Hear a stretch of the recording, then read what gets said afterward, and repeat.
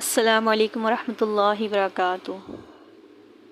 اللہ تعالیٰ کا فرمان ہے وَلِلَّهِ غیب السماوات والارض، اور اللہ ہی جاننے والا ہے، اللہ کے لیے خاص ہے آسمان اور زمین کے غیب، یعنی آسمان اور زمین کے غیب کو جاننے والا اللہ ہی ہے۔ اللہ کے سوا آسمان اور زمین کے غیب کو، چھپی ہوئی باتوں کو کوئی نہیں جانتا۔ کوئی نہیں جانتا کہ ہم کل کیا کریں گے، کل کیا ہونے والا ہے، ہم کب مریں گے یا کس جگہ موت آئے گی، فلاں کام کب ہوگا، یہ سب اللہ جانتا ہے، کوئی نہیں جانتا اللہ کے سوا۔ غیب کا علم خاص طور پر اللہ ہی کو ہے۔ اللہ تعالیٰ نے یہ علم کسی کو نہیں دیا، غیب کوئی نہیں جانتا، یہاں تک کہ اللہ نے اپنے نبی کے لیے بھی فرمایا کہ آپ غیب نہیں جانتے۔ قرآن پاک میں سورہ انعام کی 50ویں آیت ہے، اللہ اپنے نبی کو فرما رہے ہیں کہ کہہ دو ان سے کہ میں تمہیں یہ نہیں کہتا کہ میرے پاس اللہ کے خزانے ہیں یا میں غیب جانتا ہوں۔ تو نہ انسان کو غیب کا علم ہے اور نہ ہی جنات کو، یعنی جنات بھی غیب نہیں جانتے ہیں۔ جنات کو بہت سی طاقتیں اللہ نے عطا فرمائی ہیں، جیسے کہ وہ میلوں کا فاصلہ پلک جھپکنے کے برابر میں طے کر لیتے ہیں۔ وہ بہت سے ایسے حالات اور واقعات سے واقف ہوتے ہیں جن سے ہم انسان عام طور پر واقف نہیں ہوتے۔ تو ایسا ہوتا ہے کہ جب انسان کو ایسی باتوں کی خبر جنات دیتے ہیں تو انسان کیا سمجھتے ہیں کہ جنات غیب کی خبریں جانتے ہیں یا انہیں غیب کا علم حاصل ہے۔ نہیں، غیب کا علم صرف اور صرف اللہ کو ہے۔ یہ تو وہ قوت ہے جو اللہ تعالیٰ نے انہیں عطا فرمائی ہے، یہ غیب نہیں ہے، وہ غیب نہیں جانتے۔ ہم سلیمان علیہ السلام کی ذرا موت کا واقعہ لے لیں کہ کس طرح ان کی موت آئی، لیکن پھر بھی جنات کو معلوم نہ ہو سکا کہ وہ وفات پا چکے ہیں۔ سلیمان علیہ السلام جن کو اللہ نے ایسی بے مثال حکومت و سلطنت عطا فرمائی کہ ان کے سوا ان کے بعد وہ کسی کو شایع نہ ہوئی، انہوں نے دعا کیے میرے رب مجھے ایسی حکومت اور سلطنت عطا فرما کہ میرے بعد کسی کو شایع نہ ہو۔ تو اللہ نے پرندوں کو آپ کا مسخر کر دیا، ہواؤں کو آپ کی تابع فرمان کر دیا، جنات کو آپ کی تابع فرمان کر دیا۔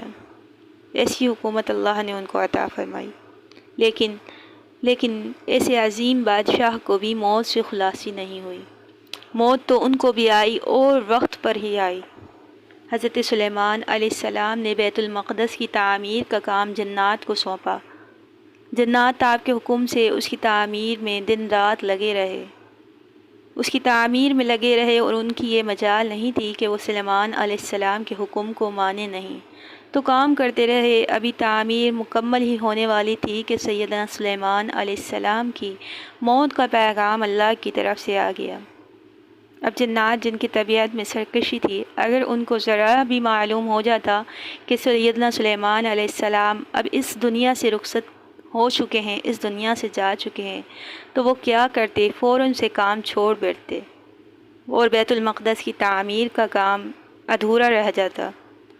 تو اس کا انتظام اللہ تعالیٰ نے اس طرح کیا، حضرت سلیمان علیہ السلام کو جب معلوم ہوا کہ اب ان کی وفات کا ٹائم آنے والا ہے، تو انہوں نے وضو کیا اور موت کی پوری تیاری کر کے اپنی محراب میں، جو ان کا محراب تھا، ان کا عبادت خانہ تھا، جو مکمل طور پر شیشے کا بنا ہوا تھا، باہر سے جس میں اندر کا سب کچھ نظر آتا تھا، تو اس میں وہ داخل ہو گئے اور اپنے جسم کو عصا کا سہارا دے کر کھڑے ہو گئے۔ تو جب موت کا فرشتہ آیا، اس نے آپ کی روح قبض کری، تو بھی آپ کا جسم ایسا کہ ایسا ہی عصا کے سہارے کھڑا رہا۔ اب محراب جو شیشے سے بنا ہوا تھا، جنات آتے جاتے اس میں سے حضرت سلیمان علیہ السلام کو دیکھتے رہے، لیکن چونکہ ان کی مجال نہیں تھی کہ وہ سلیمان علیہ السلام کے پاس آئیں اور قریب آ کے دیکھیں، بس دور سے ہی دیکھ کر وہ چلے جاتے تھے، کیونکہ پاس آنے کی ہمت آپ کے ڈر اور آپ کی خشیت کی وجہ سے ان میں نہیں تھی، تو پاس نہیں آتے تھے، بس دور سے دیکھتے تھے۔ اب انہیں فوت ہوئے پورا 1 سال کا عرصہ گزر گیا اور بیت المقدس کی تعمیر کا کام بھی اب مکمل ہو گیا۔ تو اللہ تعالیٰ نے کیا کیا؟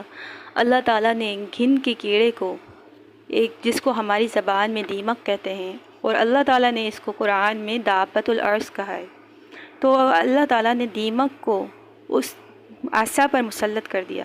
دیمک آپ کی عصا کو کھاتی رہی یہاں تک کہ جب عصا بالکل کھوکھلا ہو گیا تو وہ دھڑام سے گر پڑا، اور حضرت سلیمان علیہ السلام کا جسم مبارک بھی جو عصا سے ٹیک لگائے ہوئے کھڑا تھا وہ گر پڑا۔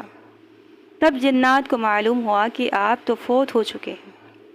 اب ذرا سوچئے، اگر جنات غیب جانتے، ان کو معلوم کیوں نہ ہوا کہ سلیمان علیہ السلام فوت ہو چکے ہیں؟ 1 سال کے طویل عرصے تک وہ اس بات سے بالکل بے خبر رہے کہ آپ فوت ہو چکے ہیں۔ تو اس واقعے سے یہی اچھی طرح معلوم ہو گیا کہ جنات غیب نہیں جانتے۔ اگر وہ غیب جانتے تو اس ذلت میں نہیں رہتے، وہ کام نہیں کرتے۔